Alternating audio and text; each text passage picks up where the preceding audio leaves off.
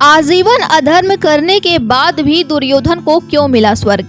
दोस्तों, महाभारत के युद्ध में आप सब ने भी दुर्योधन के कर्मों को देखा होगा और जाना होगा।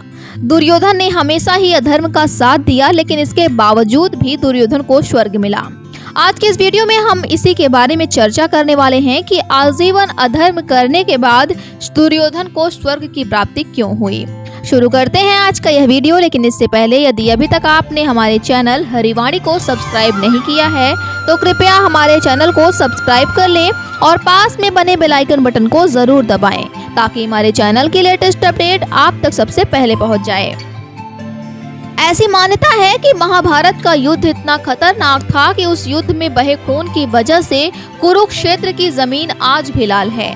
पांडवों और कौरवों के बीच लड़े गए इस युद्ध में कौरवों की पूरी सेना की मृत्यु हो गई थी और जीत पांडवों की हुई थी। हस्तिनापुर पर कुछ वर्षों तक राज करने के बाद सभी पांडवों ने द्रौपदी के साथ राजपाट त्याग कर स्वर्ग में जाने का विचार किया, जिसके बाद राजपाट की जिम्मेदारी अभिमन्यु के पुत्र परीक्षित को सौंपकर पांचों पांडव और द्रौपदी स्वर्ग की तरफ चल दिए। स्वर्ग की यात्रा के दौरान अर्जुन, भीम, नकुल, सहदेव और द्रौपदी तीनों ही एक एक करके नीचे गिर गए, जिसके बाद युधिष्ठिर और उनके साथ चल रहा कुत्ता ही जीवित बचा। युधिष्ठिर को स्वर्ग में जाने के लिए देवराज इंद्र अपना रथ लेकर आए। जब इंद्र ने उन्हें अपने साथ चलने को कहा तो युधिष्ठिर बोले कि द्रौपदी और मेरे चारों भाई मार्ग में गिर पड़े हैं, मैं उनको छोड़कर आपके साथ नहीं चल सकता। देवराज इंद्र ने युधिष्ठिर से कहा कि आपके चारों भाई और द्रौपदी पहले ही स्वर्ग में पहुंच चुके हैं, बस फर्क इतना है कि वे शरीर त्याग कर स्वर्ग पहुंचे हैं और आप शरीर के साथ स्वर्ग जाएंगे। इंद्र की बात सुनने के बाद युधिष्ठिर बोले कि मेरे साथ चल रहा मेरा यह कुत्ता मेरा परम भक्त है, अगर आप इसको भी अपने साथ चलने की आज्ञा दें तभी मैं आपके साथ चलने के लिए तैयार हूँ।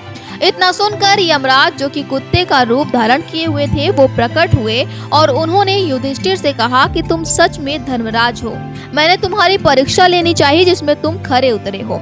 इतना सब होने के बाद देवदूत युधिष्ठिर को लेकर एक ऐसे मार्ग से जा रहे थे जिसके चारों तरफ अंधकार था और चारों तरफ मुर्दे थे। उस जगह से बहुत अजीब सी बदबू आ रही थी। यह सब देख युधिष्ठिर देवदूत से बोले कि यहाँ से वापस चलो। इतने में ही युधिष्ठिर को कुछ आवाजें सुनाई दी, जिसमें उनको सुनाई दिया कि कुछ लोग कह रहे हैं कि आप यहाँ पर थोड़ी देर और रुक जाएं। यह सुनकर युधिष्ठिर ने उन व्यक्तियों से उनका परिचय पूछा तो उन्होंने अपना नाम अर्जुन, भीम, नकुल, सहदेव और द्रौपदी बताया। द्रौपदी और अपने भाइयों को देखकर युधिष्ठिर ने देवदूत से वहां से जाने के लिए कहा और बोले कि मैं यहीं अपने भाइयों के साथ ही रहना चाहता हूँ।